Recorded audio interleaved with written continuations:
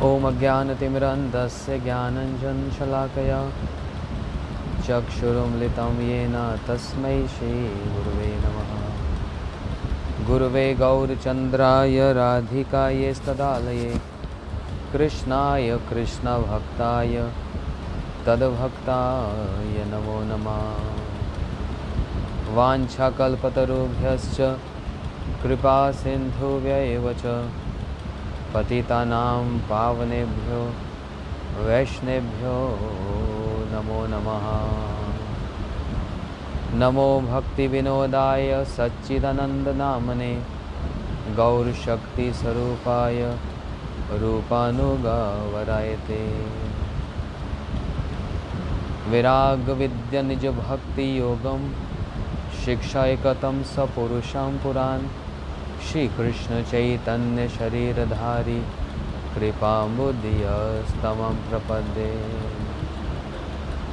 वागीशयस्य वदने लक्ष्मीर्यस्य वक्षसि यस्यस्ते हृदय संवित् तं नरसिंहं भजे। श्रीमन्रासरसारम्भि वंशीवटततस्थिता कर्षन् वेणुसुनिर्गोपी गोपीनास्य सुतः। जयतां सुतपङ्गुर्मम मन्दमतेर्गति मत्सर्वस्पदाम्भुजो श्रीराधा मदनमोहनं। भक्त्या विहीनाय अपराधलक्ष्यै क्षिप्तस्य कामादितरङ्गमध्ये कृपामयी तं शरणं प्रपन्ना वृन्दे नुमस्ते चरणारविन्दम्। महाबोधे स्थिरे कनकरुचिरे नीलशिखरे वसनप्रसदान्त सहजबलभद्रेण बलिना सुभद्रा मध्यस्थ सकलसुरसेवा वसरदो जगन्नाथ स्वामी नयनपथगामी भवतु मे। श्री जगन्नाथ स्वामी नयनपथगामी भवतु मे। मेघुमिदरम्बं वनभूमि श्यामतमारनक्तं ध्रुवं तदीयं तदीये राधे गृहे प्राप्तम्। इतं नन्दनिदेशितं प्रत्याध्वजकुञ्जं ध्रुवं राधा माधव यजन्ति यमुनाकुले रहे केलया। श्री राधा माधव यजन्ति यमुनाकुले रहे केलया। श्री कृष्ण चैतन्य प्रभु नित्यानंद श्री अद्वैत गदाधर शिवासादि गौर भक्तवृंदा। बोलो सभी एक बार। हरे कृष्णा कृष्णा कृष्णा हरे हरे हरे राम राम राम हरे हरे। हरे कृष्णा कृष्णा कृष्णा हरे हरे हरे राम राम राम हरे हरे। श्री श्री जैव धर्म तदंतर्गत हम लोग कुछ दिनों से श्री भक्ति ठाकुर जी द्वारा रचित श्री जैव धर्म के अंतर्गत विवर्तवाद मायावाद के संबंध में हम लोग श्रवण कर रहे थे, जिसमें नाना प्रकार के प्रश्न और उनके उत्तर, और इन प्रश्न उत्तर की श्रृंखला में हम लोगों को विशेष लाभ हो रहा है कि ब्रजनाथ जी जो प्रश्न कर रहे हैं, बाबा जी महाराज उन प्रश्नों के उत्तर दे रहे हैं। अब उसी श्रृंखला में आगे और कुछ न कहते हुए जल्दी से हम अगला प्रश्न श्रवण करते हैं। ब्रजनाथ प्रश्न कर रहे हैं, क्या वेद में कहीं ऐसे मायावाद का उपदेश पाया जाता है? यदि आप लोगों को स्मरण हो, पिछली बार हम लोग विवर्त पर चर्चा कर रहे थे। विवर्तवाद अर्थात अद्वैतवाद, जिसको मायावाद कहा गया है, जो भक्ति शास्त्र के विरुद्ध है, जो वैष्णव मत से विरुद्ध है। वे वैष्णव मत जो अचिंत्य भेदाभेद का ही वर्णन करता है, ये उससे भिन्न है। इसलिए क्या कहा गया? ब्रजनाथ प्रश्न कर रहे हैं, क्या वेद में कहीं ऐसे मायावाद का उपदेश पाया जाता है? जो मायावादी इतना सब कुछ कह रहे हैं, क्या वेद में कहीं मायावाद का कहीं उल्लेख है? क्या मायावाद का उपदेश भी पाया जाता है या उनका उल्लेख भी है? ये उन्होंने प्रश्न किया। इसी प्रश्न के उत्तर में बाबा जी महाराज कह रहे हैं, नहीं, वेद में कहीं भी मायावाद नहीं है। वेद में मायावाद कहाँ से हो जाएगा? वेद में कहीं पर भी मायावाद का उल्लेख नहीं हुआ है। मायावाद बौद्ध धर्म है। ये तो एक नई बात सुनने में आ गई। बौद्ध धर्म के संबंध में तो श्रवण किया था। बौद्ध ने आकर अहिंसा परो धर्म इसका उपदेश दिया, परंतु ये बौद्ध धर्म है क्या? बहुत संसार में बहुत से लोग बौद्ध धर्म को पालन करते हैं, लेकिन ये नहीं जानते कि बौद्ध भी दो प्रकार के हुए हैं। एक बौद्ध नहीं हुए, दो बौद्ध हैं।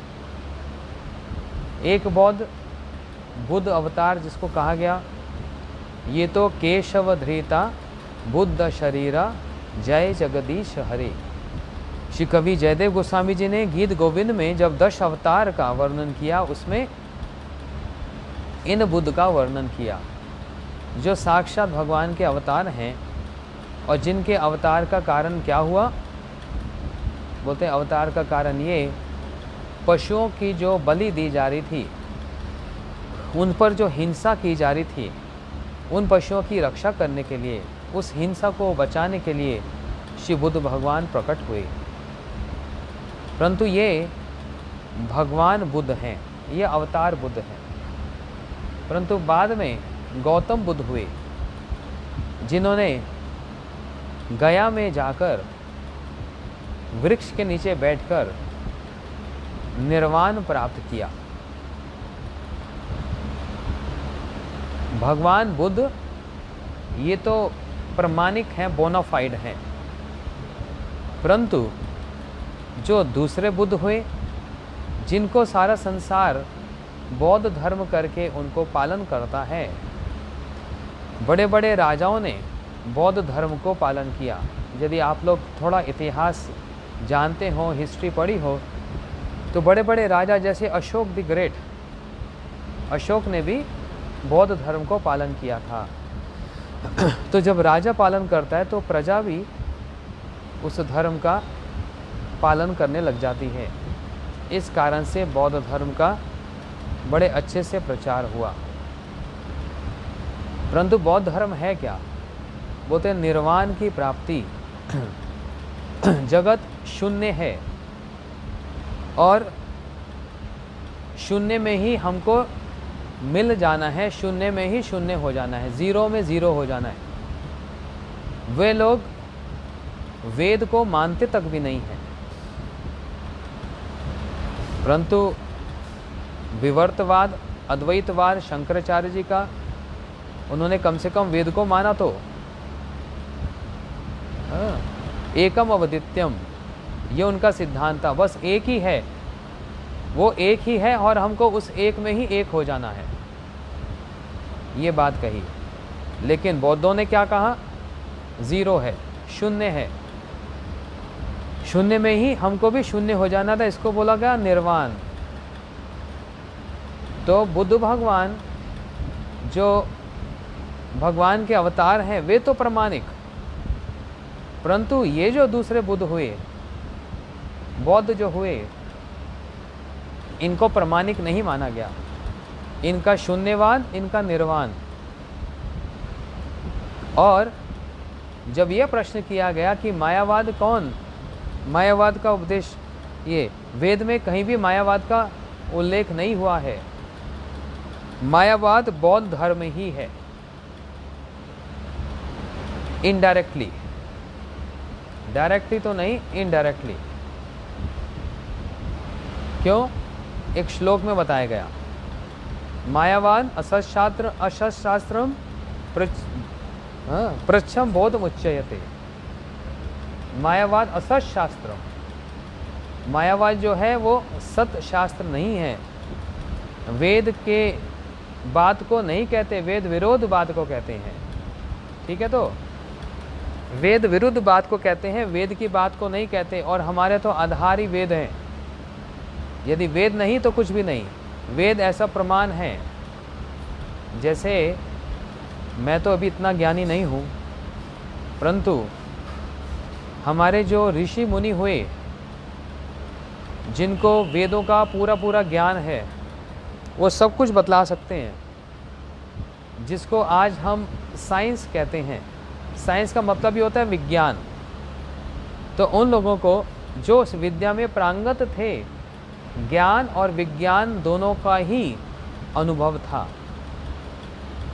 कैसे न्यूटन, प्रोटॉन, ये जितने भी फिज़िक्स की थ्योरीज़ हैं, जितने भी मैथमेटिक्स की थ्योरम्स हैं, जितने केमिस्ट्री के अलग अलग रसायन, जिसको केमिकल कॉम्बिनेशन कहते हैं, H2O, हाइड्रोजन ऑक्साइड वाटर बन जाता है, पानी बन जाता है, ये तो पता लग गया। लेकिन क्यों बनता है, और ये हाइड्रोजन और ऑक्सीजन ही क्यों, N2O नाइट्रोजन ऑक्सीडाइड क्यों नहीं, HCl हाइड्रोजन क्लोराइड क्यों नहीं,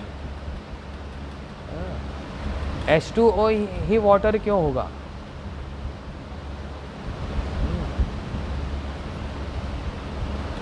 ये जितने भी केमिकल कंपोजिशन, जिसको हम विज्ञान कहते हैं, फिजिक्स, केमिस्ट्री, बायोलॉजी, कुछ भी कहो, बॉटनी डिपार्ट कहो, ये सब अनुभव के साथ वो एक एक बात को स्पष्ट रूप से बता सकते हैं और इससे ज़्यादा जानकारी दे सकते थे। लेकिन क्या करें, अभी वो विज्ञान लुप्त हो गया है। जितना संभव हो सकता है उतना उसका वर्णन हो गया है। जैसे एयरप्लेन देखते हैं, कभी किसने सोचा भी नहीं होगा यहाँ से अमेरिका 15 घंटे में कोई पहुँच जाएगा डायरेक्ट फ्लाइट में। कैसा भैया, हवा में चलता है, पक्षी की तरह उड़ता है, हाँ कितना कुछ है। लेकिन भागवत जी में कर्दम ऋषि ने जो एयरप्लेन बनाया था, कर्दम ऋषि जी का वो जो एयरप्लेन, उसमें पेट्रोल की आवश्यकता नहीं, पायलट की आवश्यकता नहीं, मन की गति से चलने वाला। और उस प्लेन के अंदर ही कितने सरोवर हैं, झरने हैं, पर्वत हैं, बगीचे हैं। कैसा विज्ञान है। राम जी ने जो सेतु बंद किया था, लंका पर जाने के लिए पुल बांधा था, उसका पूरा एनालिसिस आया था। पूरा एनालिसिस आया था कि वो ऐसे पत्थरों को तो फेंक दिया, लेकिन पत्थर जुड़ने भी तो चाहिए। एक ऐसा रसायन केमिकल वहाँ लगा था और इस पद्धति से वो बनाया गया था कि हम जाएंगे तो सही, लेकिन वापस कोई आ ना सके। हमारे जाने के बाद ये डूब भी जाए साथ ही साथ। ये भी एक वहाँ पर बात उठी थी, क्यों ये पुल बन गया तो राक्षस सब समय आते जाते रहेंगे और वानरों का क्या होगा। बोलते वो हनुमान जी की कृपा से जैसे तैसे उड़कर आ सकते हैं। तो उड़कर आ सकते थे तो उड़कर चले भी जाते, है ना। विभीषण जी ने मना कर दिया था, सिर्फ हनुमान जी नहीं उड़ सकते थे, औरों के अंदर भी शक्ति थी। हाँ, विभीषण जी ने मना कर दिया था। बोलते हैं ये असुरिक विद्या है, जल के देवता को बिना उसकी आज्ञा के पार करना ये असुरी विद्या है। तो फिर हनुमान जी आप क्यों उड़ कर गए। बोलते राम जी की सेवा के लिए। तो सब लोग सेवा के लिए चले जाते। बोलते राम जी ने निषेध कर दिया था, नहीं, हम मर्यादा में रहकर ही सारे कार्य करेंगे। हनुमान जी राम जी के आदेश प्राप्त करके गए, उस मर्यादा को रखा गया। नहीं तो हनुमान जी जाकर तो रावण को तो खत्म कर सकते थे। अंगति हाँ, रावण उनके सारे उनके द्वार में कोई उनके चरण को उठा नहीं पाया, एक एक में बल था। लेकिन विभीषण जी ने मना कर दिया था, जल के देवता को लांघना ये असुरिक विद्या है, असुर इसको जानते हैं और वो उल्लंघन करते हैं, लेकिन हम लोग नहीं करेंगे। इसलिए मर्यादा में रहकर सब कुछ किया गया। इसलिए ऐसे हजारों हजारों हजारों उदाहरण हैं ऐसे। तो इसलिए वो फिर हमको कहेंगे कथा लंबी हो गई, इसे संक्षेप में ही कहेंगे। वेद में कहीं भी मायावाद नहीं है। मायावाद बौद्ध धर्म ही है। और बौद्ध धर्म क्या है? शिव जी पार्वती जी से कह रहे हैं। एक उत्तराखंड में एक श्लोक आया, मायावाद असशास्त्रम प्रच्छन्न बोधम उच्चयते मय एव विहितम देवी कलो ब्राह्मण मूर्तिना। कहने का मतलब श्री महादेव जी उमा देवी पार्वती से के प्रश्न का उत्तर देते हुए कह रहे हैं, हे देवी, मायावाद अत्यंत असत शास्त्र है। कौन कह रहा है? और मायावाद रचा किसने? स्वयं शंकराचार्य जी मायावाद का प्रचार किए। और शंकराचार्य जी कौन है? शंकर साक्षात स्वयं शिव ही तो शंकराचार्य जी बनकर आए, आचार्य बनकर आए। वही देवी से कह रहे हैं, देवी मायावाद असत शास्त्र है, ये बौद्ध मत है, वैदिक वाणियों की आड़ में प्रच्छन्न रूप से आर्यों के धर्म में प्रवेश कर गया है। आर्यों के धर्म में मतलब जो सद व्यक्ति हैं, सद शास्त्र हैं, जो वैष्णव हैं, उनकी आड़ में, उनके धर्म में ये मायावाद ऐसे प्रवेश कर गया जैसे जगत में वायरस प्रवेश कर गया। समझ गए? मैं कलिकाल में ब्राह्मण मूर्ति धारण करके इस मायावाद का प्रचार करूंगा। कौन कह रहा है ये? स्वयं शिव जी कह रहे हैं, मैं ही मायावाद का प्रचार करूंगा एक ब्राह्मण का रूप धारण करके। तब एक और प्रश्न उठा गया, प्रभु देवादिदेव महादेव तो वैष्णव में सबसे श्रेष्ठ हैं, अग्रगण्य हैं, उन्होंने ऐसा बुरा काम क्यों किया? समझ आ रहा है? समझ आ रहा है? उन्होंने ऐसा बुरा काम क्यों किया? शिव जी तो परम वैष्णव हैं, सब ज्ञान रखते हैं, सब कुछ जानते हैं, उन्होंने ऐसा क्यों किया? ये बुरा कारण क्यों किया? इसके उत्तर में बता रहे हैं, महादेव जी भगवान के गुण अवतार हैं। गुण कितने प्रकार के होते हैं? सत्वगुण, रजोगुण और तमोगुण। भगवान के अन्य अन्य अवतारों से भी, अन्य अन्य अवतारों में भी एक श्रृंखला, एक श्रेणी आती है, इसको कहते हैं गुण अवतार। जैसे ब्रह्मा जी ये जीव हैं, परंतु कभी कभी ऐसा कोई क्वालिफाइड जीव नहीं मिलता, कोई पात्र ऐसा नहीं मिलता, तो भगवान स्वयं ब्रह्मा जी बन जाते हैं। क्या करें अब? बढ़िया सा एजुकेशन मिनिस्टर ना मिले तो प्राइम मिनिस्टर बोलता है मैं ही संभाल लूंगा गद्दी। मिल गया तो अच्छी बात है ना? ब्रह्मा जी जीव हैं, जैसे हम लोग जीव हैं, ब्रह्मा जी भी ऐसी जीव कोटि के हैं, लेकिन कोई साधारण जीव नहीं है, विशिष्ट जीव हैं। लेकिन ऐसे कोई अधिकारी जीव नहीं मिलता, तो स्वयं भगवान ही हिरण्यगर्भ बनकर ब्रह्मा जी का कार्य अर्थात सृष्टि आदि कार्य को वही संभाल लेते हैं। उसी प्रकार रुद्र भी कभी कभी भगवान स्वयं रुद्र रूप धारण कर लेते हैं, शिव रूप धारण कर लेते हैं, सदा शिव। तो ये भगवान के गुण अवतार हैं।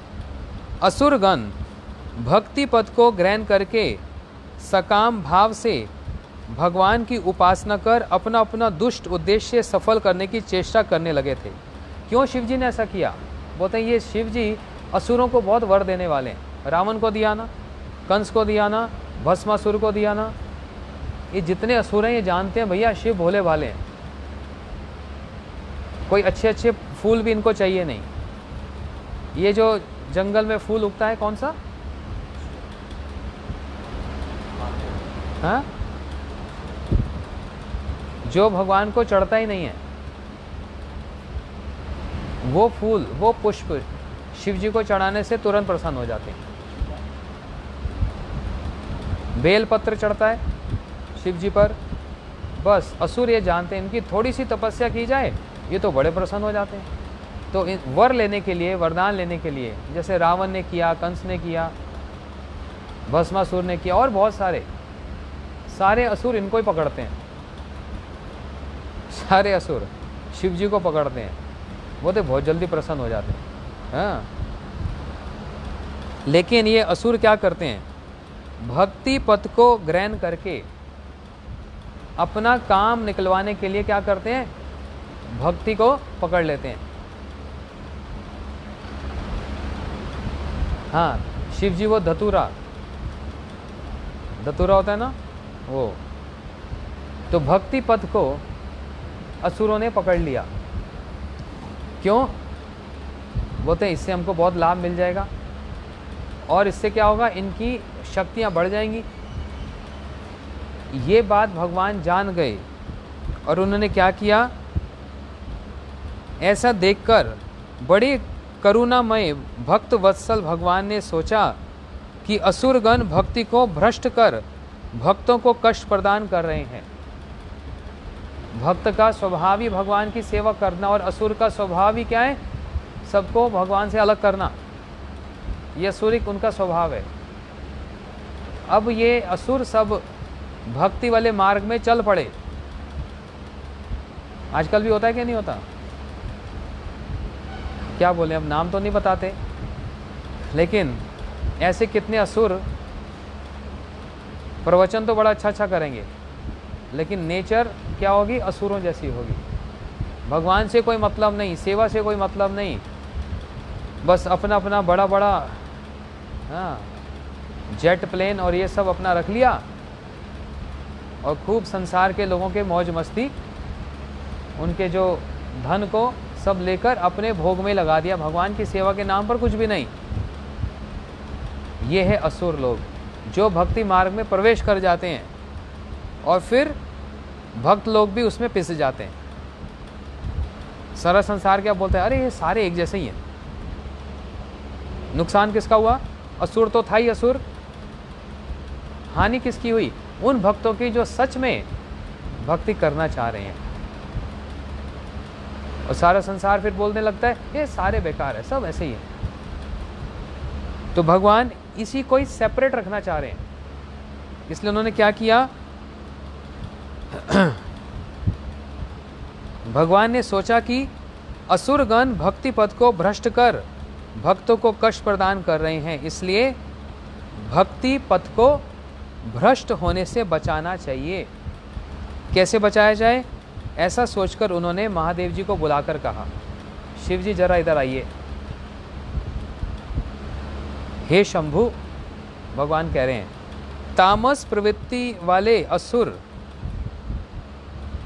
असुरों में मेरी शुद्ध भक्ति का प्रचार करने से जीव जगत का कल्याण नहीं हो सकता।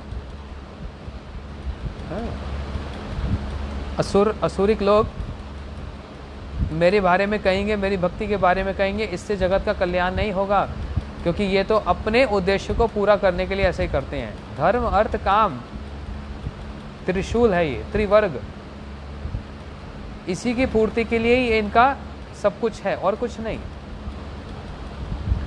इसलिए असुरों को, दैत्यों को मोहित करने के लिए एक ऐसे शास्त्र का प्रचार करो जिससे ऐसा मायावाद प्रकाशित हो जो मुझे दैत्यों से गोपन रखे। एक ऐसे शास्त्र का प्रचार करो कि जो तामस प्रवृत्ति वाले जो असुर हैं वो उसी शास्त्र को ही समझें, उसी को ही पालन करें, वही पंथ धारण कर लें, जिससे मेरे भक्त तो बच जाएंगे। ऐसे शास्त्र का करो। वो क्या होगा? ऐसा मायावाद का, मायावाद जो माया से ही रचित है। माया का मतलब जो है ही नहीं। माया का मतलब जो सीमित है। तो ऐसे शास्त्र का आप प्रचार करो। अच्छा, असुर प्रवृत्ति के लोग शुद्ध भक्ति को त्याग करके उस मायावाद का आश्रय ग्रहण करेंगे तथा सहृदय भक्तजन बिना किसी प्रकार की बाधा प्राप्ति के शुद्ध भक्ति का स्वादन करेंगे। पूरा प्लान भगवान ने बना दिया। शिव जी आप ही कर सकते हो, ये असुर आप ही के पास जाते हैं। आप कहेंगे ना, सब इसको फॉलो करेंगे, सब इसको पालन करेंगे। मायावाद का जितने तामस प्रवृत्ति वाले असुरिक लोग, ये उसको पालन करेंगे। तो मेरे भक्त इससे शुद्ध भक्ति का आस्वादन करेंगे, वो कम से कम बच जाएंगे। भगवान को भक्तों की इतनी चिंता रहती है, देखो, इसलिए उनका नाम क्या है? भक्त वत्सल। परम वैष्णव श्री महादेव ने इस कठिन कार्य का भार ग्रहण करने में सर्वप्रथम दुख प्रकट किया। शिव जी कहने लगे, प्रभु ये जितने उल्टे सीधे काम सब मुझको ही देते हो आप। अरे सृष्टि करना, एक घर बनाना कितना अच्छा लगता है ना, तोड़ना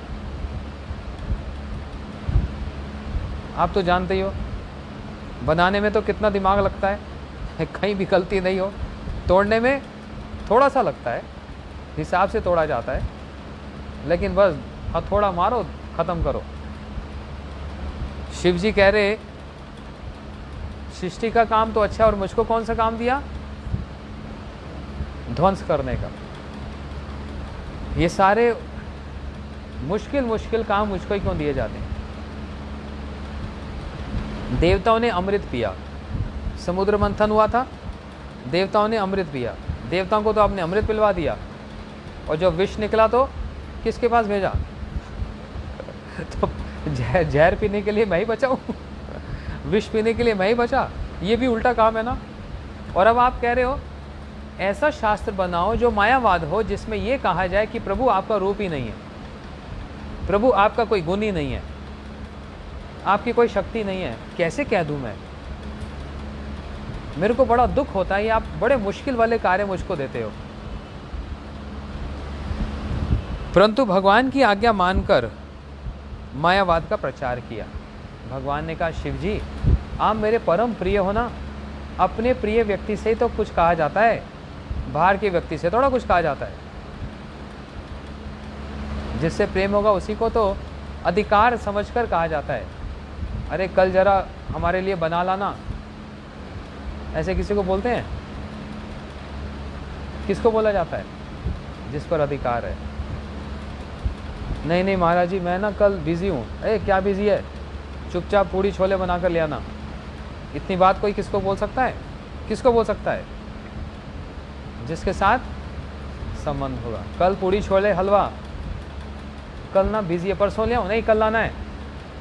और कोई बाहर का हो तो फिर घुमा फिरा कर बोला जाता है या फिर कहेंगे हम बिजी हैं, अच्छा कोई बात नहीं, कोई बात नहीं, फिर कभी। संबंध नहीं है। जहाँ पर शिव जी को डायरेक्ट आदेश दिया जा रहा है, इससे पता लगता है क्या, कितने प्रिय हैं भगवान के। और कठिन काम ही, मैं व्यस्त हूँ, कल बिजी हूँ, नहीं बना पाऊंगी, अरे नहीं बनाना पड़ेगा। ऐसे ही शिव जी कहने लगे हमसे नहीं होगा। क्यों नहीं होगा? आप नहीं करोगे तो और कौन करेगा? तब शिव जी ने फिर इस आदेश को पालन करते हुए क्या किया? मायावाद का प्रचार किया। ब्राह्मण रूप धारण करके दक्षिण भारत में जन्म ग्रहण करके, संन्यास ग्रहण करके शिव जी ने ये सब मायावाद का प्रचार किया। और एक स्तोत्र भी लिखा, भज गोविंदम भज गोविंदम गोविंदम भजम मूढ़मते। हे मूढ़मती, मूढ़मती समझते हैं? गोविंद का भजन कर, गोविंद का भजन करो। और वो शंकराचार्य जी वाले क्या बोलते हैं? लोग बोलते हैं जो मूढ़ बुद्धि वाले होते हैं वही गोविंद का भजन करते हैं। समझ आई? जो मूर्ख हैं, जिनकी बुद्धि खराब है, वो गोविंद का भजन करते हैं, ऐसा बोलते हैं। जबकि कहने का अर्थ क्या है? जो मूढ़, हे मूढ़ बुद्धि, तुम गोविंद का भजन कर। ये शंकराचार्य जी ने ऐसा किया। अतएव जगत गुरु श्रीमन महादेव का इसमें दोषी क्या है? अरे शिव जी को दोषी मत ठहराओ। विष पी सकते हैं, संहार कर सकते हैं, ये तो भगवान के आदेश से कर रहे हैं, इसकी तो बहुत आवश्यकता है। इसलिए शिव जी का दोष नहीं है, परम पूजनीय हैं शिव जी। जिन परमेश्वर के कौशल से संपूर्ण जगत चक्र सुंदर रूप से चल रहा है, जो जगत के संपूर्ण जीवों के कल्याण के लिए अपने हाथ में सुदर्शन चक्र धारण किए हुए हैं, उनकी आज्ञा में ना जाने कौन सा कल्याण निहित है, उसे वे ही जाने। वे सुदर्शन चक्रधारी जो भी कुछ कार्य करते हैं उसमें जगत का कल्याण होता है। वो बात और है हमको वो समझ आए या ना आए।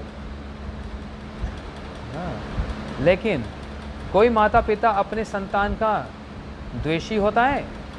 संतान भले द्वेषी हो जाए, माता पिता दूर से रहते ही आशीर्वाद देते, बेटा चल तू दूर रहे, फल फूलता रहे। कोई माँ बोलेगी जा तू मर जा? पिता बोलेगा? नहीं। तो जब हम ये सोचते हैं हाय हाय भगवान ने ये क्या करवा दिया, सारा संसार लॉकडाउन हो गया, इतने लोग मर गए, प्रभु आपने क्यों कर, ये भगवान करवा रहे हैं? फिर कुछ लोग ये प्रश्न करते हैं भगवान की इच्छा के बिना पत्ता भी हिलता नहीं, भगवान ही सबको प्रेरित करते हैं। यहाँ पर शिव जी को प्रेरित किया ना, तो फिर अगर उग्रवादी किसी को मार दे, बम फाड़ दे, 100 लोग मर जाएं, भगवान ही तो करा रहे हैं, भगवान कराएंगे? आप अपने बच्चे को चाकू देंगे जा बाहर जा किसी का गला काट कर आ? कोई माता पिता ऐसा कर सकता है? कभी नहीं। भले ही पिता स्वयं बदमाश हो, चोर हो, लेकिन संतान को वो शिक्षा नहीं देता, चल मेरा जीवन तो जैसा भी जा रहा है, लेकिन तुम ठीक से रहना। होता है कि नहीं होता?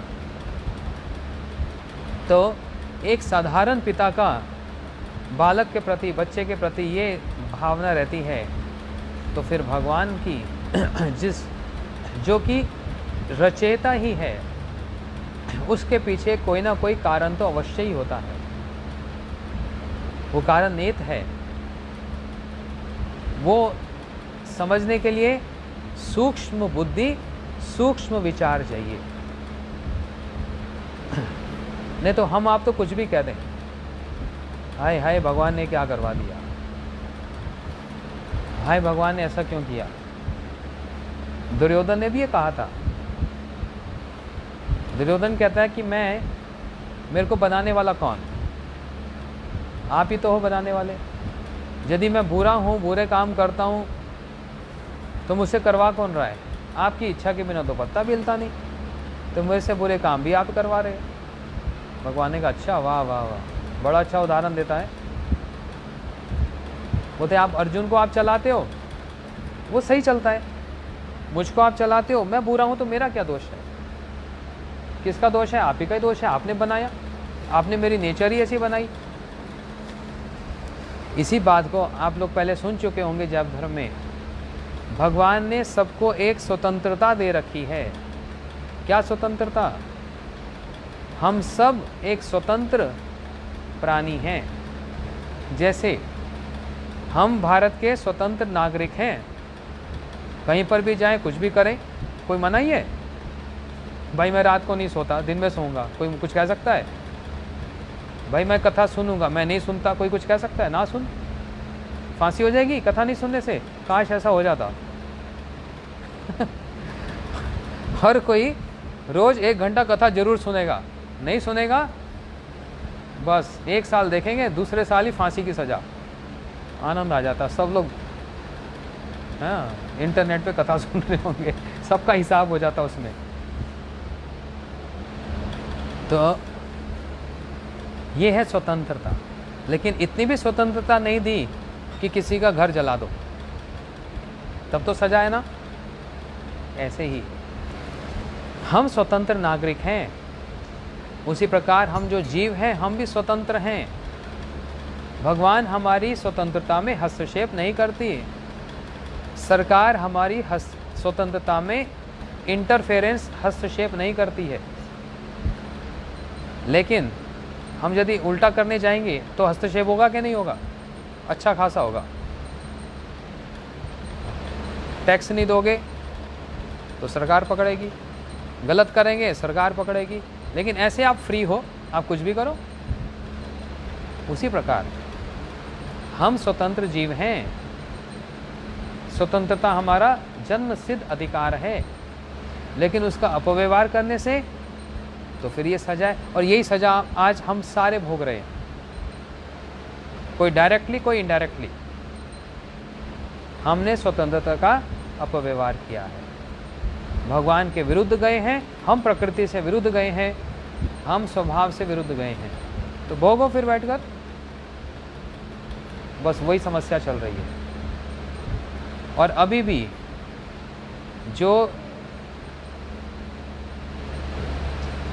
भी अगर हम लोग ठीक ठीक रूप से, ज़्यादा नहीं थोड़ा थोड़ा भी इस बात को समझ जाएं और अपने लिए और जगत के कल्याण के लिए हम सारे चिंता भी करें और भगवान से क्षमा भी मांग लें, तो सब कुछ ठीक हो सकता है। लेकिन अपनी जिद अभी भी अड़ी हुई है, हमारी जिद अभी भी अड़ी हुई है, हम सब देख लेंगे। कोई भी खड़ा होकर, संसार के समस्त नेता भी, सारे देशों के, अपने देश की बात नहीं कर रहा, कोई भी प्रजा को बोल रहा है, अपने सिटीजन्स को बोल रहा है कि भैया थोड़ा सा हम लोगों को धार्मिक होना चाहिए। ये गॉड क्रिएशन है, गॉड लविंग ना हो, गॉड फेयरिंग तो हो जाओ। किसी ने बोला आज तक? अभी तक इतना सब होने पर भी बात बात पे राजनीति, सब संसार में। तो हमारा विषय थोड़ा दूसरा जा रहा है, लेकिन बात वही, स्वतंत्रता का दुरुपयोग। इनकी आज्ञा में न जाने कौन सा कल्याण निहित है, उसे वे ही जाने। अधीन सेवक वृंद का एकमात्र कर्तव्य तो प्रभु की आज्ञा पालन करना ही है। शिव जी भगवान के सेवक हैं, जैसा भगवान ने आदेश किया शिव जी ने वही किया, नहीं तो शिव जी का इसमें कोई भी दोष नहीं है। शिव नाम ही परम मंगल है। शिव का अर्थ क्या? 2 अक्षर का शिव नाम मतलब परम मंगल स्वरूप है। जो शिव का द्वेष करेगा वो कभी भक्ति प्राप्त नहीं कर सकता। जो शिव जी का द्वेष करेगा कभी भक्ति प्राप्त नहीं कर सकता। जो शिव जी का आशीर्वाद ग्रहण करेगा तुरंत भक्ति में आगे बढ़ेगा। जो असुरों को दे सकते हैं वो भक्तों को नहीं देंगे। रावण, कंस, हिरण्यकशिप, ये सब जितने असुर हैं इनको भगवान दे सकते हैं, शिव जी दे सकते हैं। और हम भक्त होकर यदि शिव जी से कुछ मांगेंगे, क्या मांगेंगे? वृंदावनी पते जय सोम सोम मोले, हे शिव जी हमको भगवान की प्रेम भक्ति दे दो, वृंदावन में वास दे दो। शिव जी हमको नहीं देंगे। हमसे अच्छे असुर हो गए क्या? भक्तों से, वैष्णव से अच्छे असुर हो गए? उनकी बात मानेंगे, हमारी नहीं मानेंगे? निश्चित रूप से मानेंगे। इसलिए इस बात को अच्छे से समझो कि शिव जी का इसमें दोष नहीं, प्रभु का आज्ञा पालन करना ही उनका कर्तव्य है। इसलिए शुद्ध वैष्णव जन, मायावाद प्रचारक, शिव के अवतार शंकराचार्य जी का कोई भी दोष नहीं देखते।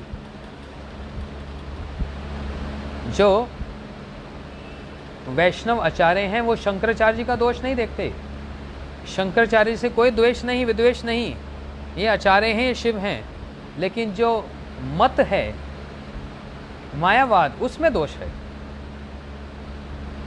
हाँ, इसलिए तम आराध्य तथा शंभु गृहश्यामी वरम सदा द्वापरादो युगे भूत्वा कल्या मनुष्य आदिषु स्वगामे कल्पित स्वंच जनान मद विमुखान कुरु मांच गोप्य ये न स्याद सृष्टि रेशातरोत्तरा। पद्म पुराण में इसका वर्णन आया, ये प्रमाण दिए। ब्रजनाथ जी ने एक और प्रश्न किया, मायावाद के विरुद्ध क्या वेद प्रमाण उपलब्ध है? क्या वेद में, पुराणों में मायावाद के विरुद्ध कोई प्रमाण है? तो उत्तर में बाबा जी महाराज कह रहे हैं, अखिल वेद शास्त्र ही मायावाद के विरुद्ध प्रमाण है। सारा जितना वेद है, जितने शास्त्र हैं, ये है ही क्या? मायावाद के विरुद्ध है। हाँ, समस्त वेदों को ढूंढकर मायावादियों ने उनमें से 4 वाक्यों को अपने पक्ष में बाहर किया। ये मायावादी असुर क्या करते हैं? वेद के 4 महावाक्यों को ले लिया और उसी पर अपना सिद्धांत रख दिया। ये वेद के 4 वाक्य क्या हैं? कहते हैं सर्वम खलिदम ब्रह्म नेहा न सर्वम खलिदम ब्रह्म प्रज्ञानम ब्रह्म तत्त्वमसि श्वेत केतो और अहम ब्रह्मस्मि। पहला क्या बताया? सर्वम खलिविदम ब्रह्म, इसका मतलब सारा जगत ही ब्रह्म है। फिर दूसरा बताया प्रज्ञानम ब्रह्म, प्रज्ञानम ब्रह्म का अर्थ बताया प्रज्ञान ही ब्रह्म है। फिर तत्त्वमसि, मतलब तुम वही हो। अम ब्रह्मस्मि, मतलब मैं ब्रह्म हूँ, मैं ही ब्रह्म हो गया, मैं ही भगवान हूँ। हाँ, ये वेद के 4 महावाक्य जो मायावादियों ने ले लिए। पहले महावाक्य में क्या पाया जाता है? ये प्रश्न, पहले महावाक्य में क्या पाया जाता है? तो कहा ये जीव और जड़ आत्मक समस्त विश्व ही ब्रह्म है। हाँ, ब्रह्म के अतिरिक्त और कुछ भी नहीं है। उस ब्रह्म का परिचय क्या है? इसे दूसरी जगह कहते हैं, बोलते हैं जीव भी ब्रह्म है और ये जो विश्व ब्रह्मांड है वो भी क्या है? ब्रह्म ही है। ब्रह्म के अतिरिक्त कुछ भी नहीं। तू भी ब्रह्म, मैं भी ब्रह्म, मेरी पत्नी भी ब्रह्म, मेरा बच्चा भी ब्रह्म, मेरे माता भी पिता भी ब्रह्म, ये ब्रह्म, जगत ही ब्रह्म है। हाँ, इसको दूसरी जगह भी कहते हैं ना, तस्य कार्यम कारण च विद्यते ना तत् समास चाबित तब दृश्यते परास्य शक्ति विविश्यते स्वभाव की ज्ञान बल क्रियश्च। क्या मतलब? उन पर ब्रह्म परमात्मा की कोई भी क्रिया प्राकृत नहीं होती। प्राकृत समझते हैं? समझते हो प्राकृत मतलब? मटेरियल। भगवान की कोई भी क्रिया मटेरियल नहीं है, मतलब साधारण नहीं है जैसे हमारी होती है। उनका चलना, खाना, पीना, सोना वो हमारी तरह नहीं है। इसलिए वो प्राकृत का मतलब भी होता है प्रकृति से जुड़ी हुई। मैटर से मटेरियल बनता है और स्पिरिट से स्पिरिचुअल बनता है। मैटर का मतलब ही क्या? जिसमें कोई चेतना नहीं है, कॉन्शियसनेस नहीं है। ये इसको मारूंगा, इसको दर्द होगा? होगा दर्द इसको? आसन को दर्द नहीं होगा। क्यों? ये मैटर है, ये प्रकृति से बना हुआ, इसलिए क्या हो गया? ये प्राकृत है। और मैं आपको एक मारूं थप्पड़ दो, इधर आओ जरा, ये खा कर देखो क्या होगा? दर्द होगी, बुरा लगेगा, सारे अलग अलग भावना आ जाएंगी। क्यों? इसको मारने से नहीं और आपको मारने से क्यों? क्योंकि इनके अंदर चेतना है, कॉन्शियसनेस है, उसको लगती है। हाँ, अब ये भी बहुत बड़ा एक सिद्धांत है। शरीर को लगती है कि मन को लगती है कि आत्मा को लगती है? मारा तो शरीर को, लेकिन शरीर तो मरा हुआ है। ये तो मरा हुआ है जो जीवित दिख रहा है। किस कारण से? किस कारण से जीवित है? आत्मा के कारण से जीवित है। अभी आत्मा निकल गई तो सत्य ही सत्य है। तो मारने पर जो हमको बुरा लगा, वो बुरा किसको लगता है? शरीर को। शरीर तो मरा हुआ है, आत्मा को तो बुरा लगता ही नहीं है। किसको लगता है? मन का खेल है भाई। आपसे मेरा संबंध है, हम गए उठ जा यहाँ से, जब बोल दूंगा तो चलो महाराज ने कह दिया, कौन सी बड़ी बात है, घर वाली बात है, उठ गया। कोई बाहर से आए, ए उठ जा यहाँ से, यार मैं मंदिर गया, मेरे को कह दिया उठ जा यहाँ से बड़ा बुरा लगा, कैसा मंदिर है, पानी तक पूछा नहीं, प्रसाद भी दिया नहीं। भावना का ही तो खेल है ना। तो ये शरीर से नहीं, आत्मा का भी इससे कोई लेन देन नहीं है, ये मन का खेल है। इसलिए उन परब्रह्म परमात्मा की कोई भी क्रिया प्राकृत नहीं होती, क्योंकि उनका कोई भी हाथ, हस्त, पद आदि, उनकी जो इंद्रियां हैं, हाथ, चरण, नेत्र, कान, वो भी प्राकृत नहीं है। क्या है? अप्राकृत हैं। प्राकृत करण के बिना ही उनकी अप्राकृत लीला का कार्य होता है।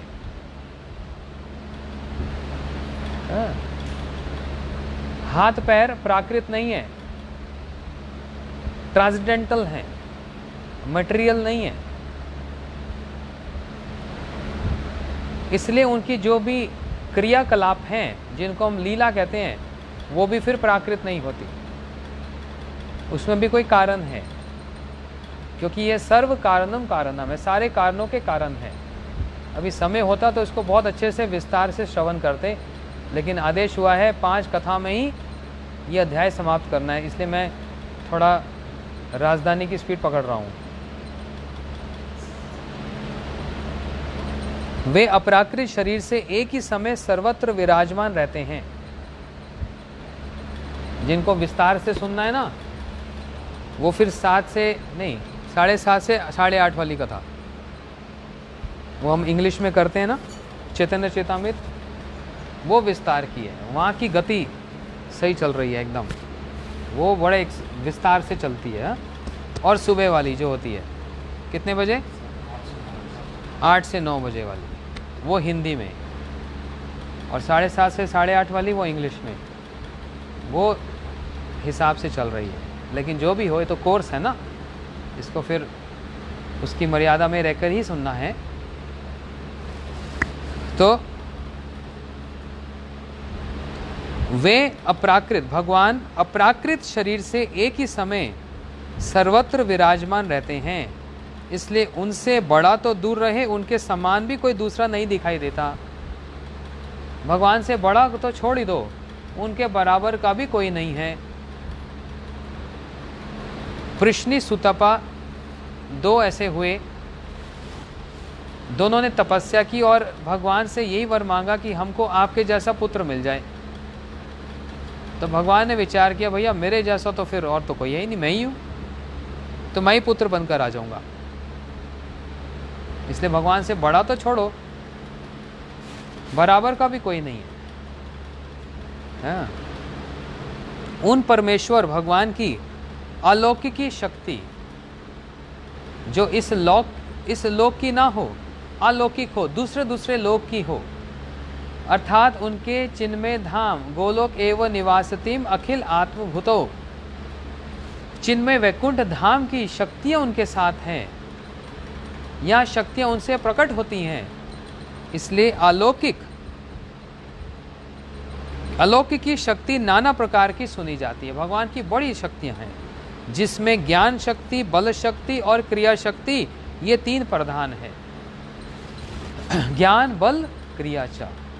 ज्ञान शक्ति, बल शक्ति और क्रिया शक्ति, इन तीनों को क्रमशः चित्त शक्ति मतलब संवित शक्ति कहते हैं, सत या संदिनी शक्ति कहते हैं, और आनंद या हदलानी शक्ति भी कहते हैं।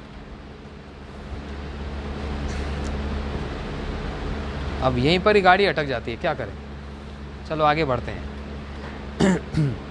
मन तो करता है यहीं अटक जाओ, सिद्धांत है ना।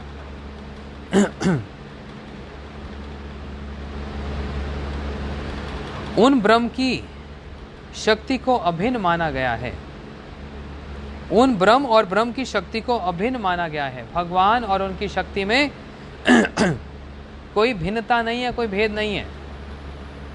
उस शक्ति को स्वभाव की शक्ति कहा गया है। उस शक्ति में विचित्रता है। शक्ति और शक्तिमान को अभिन्न मानने से ब्रह्म का नानात्व नहीं होता, परंतु ब्रह्म और शक्ति को पृथक मानकर जगत के प्रति दृष्टिपात करने से नानात्व सिद्ध होता है। कहने को बहुत कुछ है, एक पैराग्राफ समझाने के लिए समय तो चाहिए। भगवान की वो शक्ति स्वभाव की शक्ति है, कहीं से अर्जित नहीं की हुई है। वो शक्ति कहीं से अर्जन नहीं की है, स्वभाव की। ज्ञान बल क्रिया चा, इसका मतलब संवित, संदनी और हलादनी, ये तीन शक्तियां सब समय भगवान के साथ परस्पर युगपथ रहती है। हाँ। इसके संबंध में श्रुतियों में एक श्लोक बताया, नित्यनाम चेतनस्त चेतनाम एका नाम बहुनाम यो विद्याति कामान। ये भी एक श्रुति वाक्य है जिसमें कहा है नानात्व और अनेक नित्य वस्तु को स्वीकार किया गया है। वस्तुएं नित्य हैं और उनका अलग अलग स्वभाव है, उसको कहते हैं नानात्व।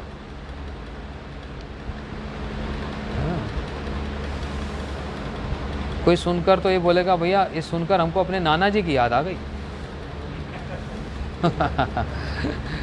नाना जी की, ये नाना जी की बात बोल रहे हैं कुछ। बड़े अच्छे थे बेचारे नाना जी। इस श्रुति वाक्य में वस्तु का नानात्व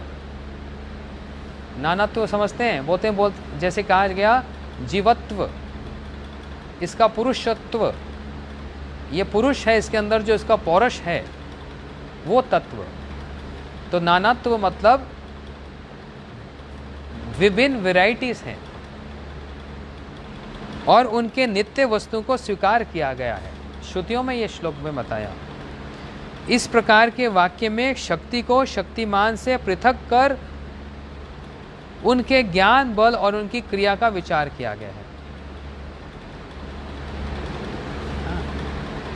इस वाक्य से शक्ति और शक्तिमान को पृथक करके उनके ज्ञान बल और उनकी क्रिया का विचार किया गया है। ये जो ऊपर श्रुति वाक्य सुना, देखो जैव धर्म में ऐसे कुछ अध्याय हैं जिनको बस पढ़कर सुनकर समझा जा सकता है, लेकिन उसी बीच में ऐसे भी कुछ अध्याय हैं जिनको पढ़ने से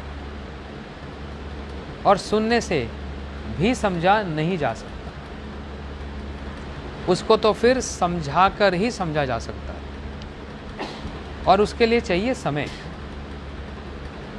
ये जो 18वां अध्याय है आप लोग सुन ही रहे होंगे, ये कोई इतना आसान सरल नहीं है,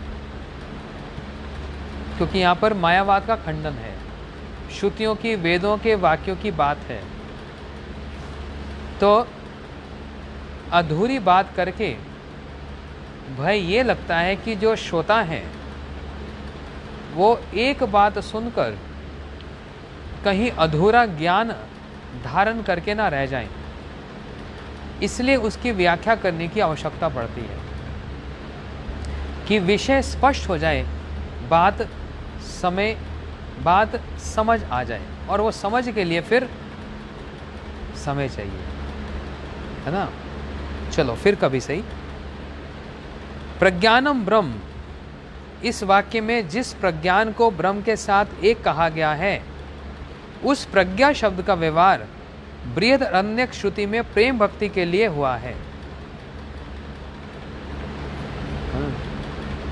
दूसरा वेद वाक्य जहां पर का प्रज्ञानम ब्रह्म, इसका मतलब प्रज्ञान को ब्रह्म के साथ एक कहा गया है, लेकिन इस वाक्य का वेद में जो इस वाक्य, इसका वास्तविक अर्थ क्या बताया? बोलते वास्तविक प्रज्ञा का अर्थ है, बोलते प्रज्ञानम कहते हैं ना। प्रज्ञा का अर्थ क्या है? बहुत से लोगों का नाम ही प्रज्ञा होता है ना, प्रज्ञा नाम होता है ना। प्रज्ञा शब्द का व्यवहार श्रुतियों में प्रेम भक्ति के लिए हुआ है। तमेव धीरो विज्ञाम प्रज्ञाम कुर्वती ब्राह्मणः, मतलब जो धीर स्थिर, अब धीर भी नाम होता है, धीरा भी नाम होता है ना।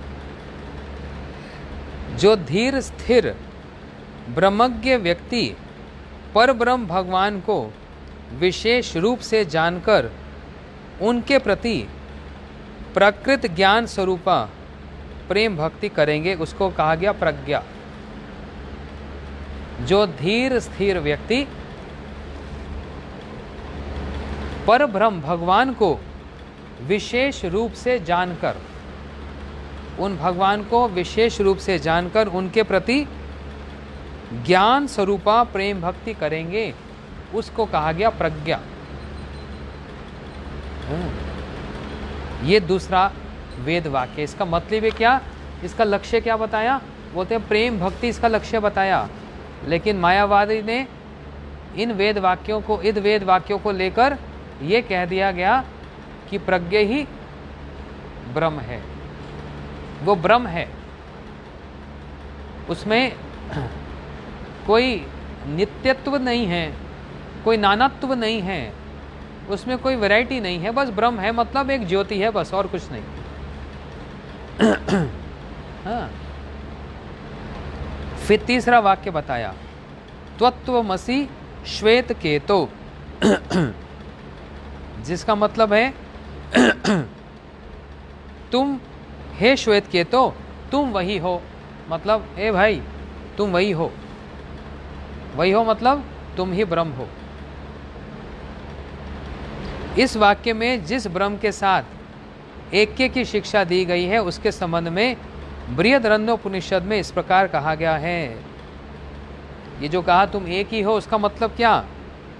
बोलते उसका मतलब ये, विष्णु को बिना जाने जो इस जगत से महाप्रस्थान करते हैं वे अत्यंत कृपण या नीच शूद्र हैं, और जो उन अक्षर पुरुष को जानकर इस संसार से प्रस्थान करते हैं वे ब्रह्मज्ञ ब्राह्मण हैं। समझ आई बात? समझो दोबारा से।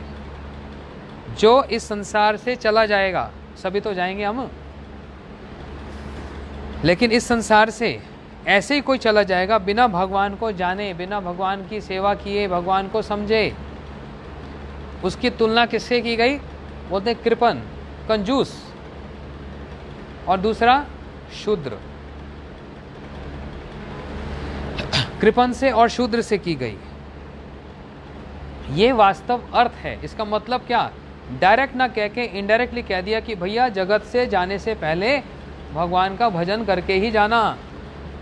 ये इसका वास्तविक अर्थ है, लेकिन वेद वाक्य के इस प्रज्ञानम ब्रह्म का अर्थ नहीं। तत्वमसि का अर्थ क्या बोल दिया? तुम वही हो, तुम भी ब्रह्म हो। कैसे? अर्थ का अनर्थ है, और जो अर्थ का अनर्थ है वही क्या है? मायावाद है। समझ आई बात?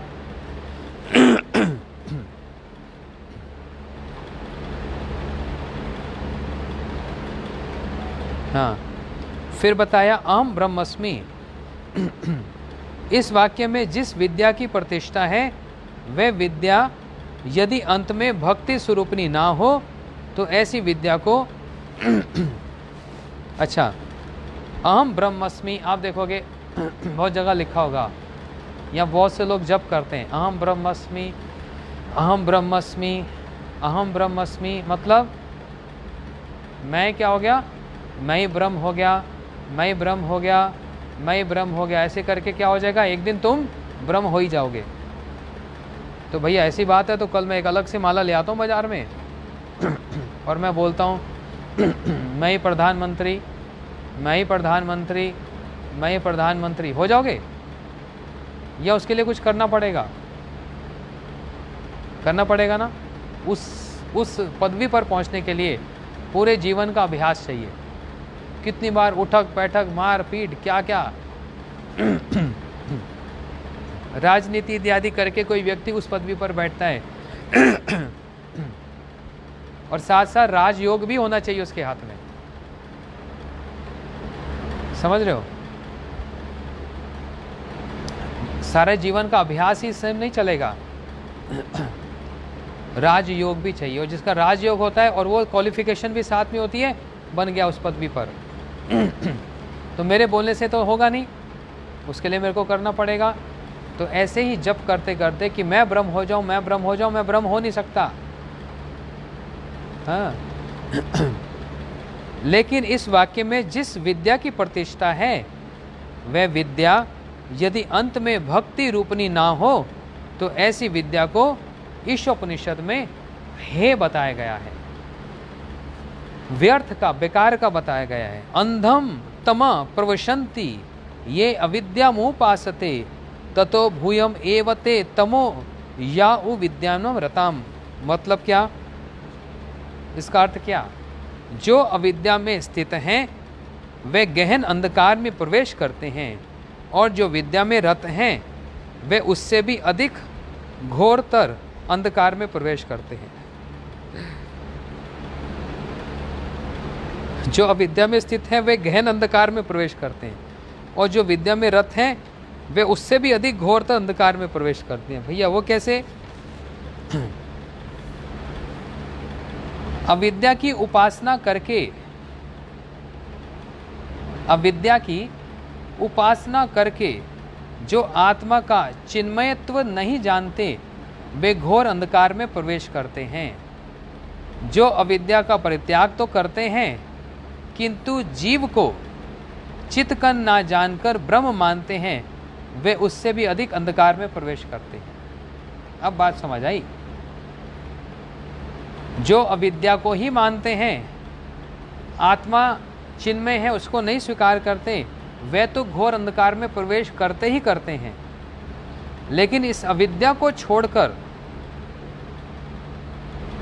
जीव को भगवान का अंश नहीं मानना और उसको ब्रह्म है कह देना, ये ब्रह्म हो गया, ब्रह्मोस्मि तत् अहम ब्रह्मस्मि, ब्रह्म हो गया, ये तो उससे भी ज़्यादा अंधकार में प्रवेश करने वाली बात है। इसलिए बाबा वेद शास्त्र अपार हैं, प्रत्येक उपनिषद के प्रत्येक मंत्र का पृथक पृथक विचार कर पुनः उन सब का समष्टिगत विवेचन करने पर वेद का यथार्थ अर्थ जाना जा सकता है। अब तो ग्रंथ में बाबा जी महाराज ने भी बात कह दी जो मैं बड़ी देर से बोल रहा हूँ। क्या कह रहे हैं? उपनिषदों के इस एक एक मंत्र का अलग अलग विचार करके पुनः इन सब का समष्टिगत विवेचन करने पर तब वेद का यथार्थ अर्थ जाना जा सकता है, ऐसे नहीं। एक अर्थ समझेंगे तो खींचातानी होगी और उससे कुमत बाहर होगा। इसलिए महाप्रभु जी ने वेद का सर्वांगीण विवेचन कर जीव और जड़ का श्रीहरि से भेदा भेद रूप अचिंत्य परम तत्व का उपदेश दिया है। इसलिए महाप्रभु जी ने तो एक बात कह दी। क्या कह दिया? भैया अभेद भी है, भेद भी है। मतलब भगवान से हमारा भेद है कि नहीं?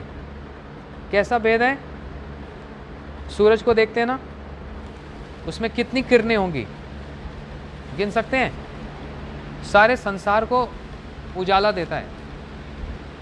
हमारी कमरे की खिड़की से भी सुबह देखो, गिन सकते हो कितनी किरणें आती हैं।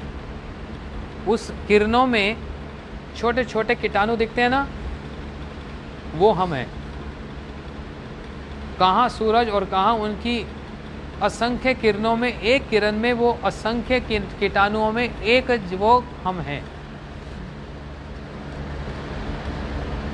तो कहीं हमारी भगवान की बराबरी है? ये भेद है। लेकिन अभेद भी है। ये वाला प्रसाद लेके जाना, आज ये वाला सूत्र लेके जाना, ये भगवान से भेद है। लेकिन अभेद भी है। अभेद क्या है? वो जो कीटाणु दिख रहे हैं वो किरण का ही तो सहारा ले रखे हैं, और वो किरण किसकी सहारा ले रखी है? सूरज का।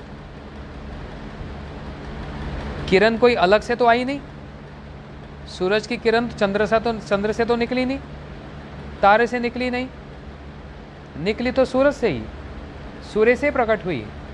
तो वो किरण भी सूरज का ही एक अंश है, और उस किरण के अंदर जो छोटे छोटे कण दिखते हैं वो भी किरण का ही सहारा ले रखे हैं, इसलिए वो अभेद है। और भेद तो बहुत बड़ा है, कहाँ सूरज और कहाँ वो एक छोटे कीटाणु हम। इसी सिद्धांत को कहा गया अब भेद अभेद। भेद भी है और अभेद भी है, ये वैष्णव मत है। लेकिन मायावाद क्या कहता है? नहीं, हम ही वो सूरज बन गए, हम ही वो ब्रह्म हो गए। यही गड़बड़ी है बस। गौर प्रेमानंदे हरि हरि बोल। आप सबका धन्यवाद। हरे कृष्णा। हो गया।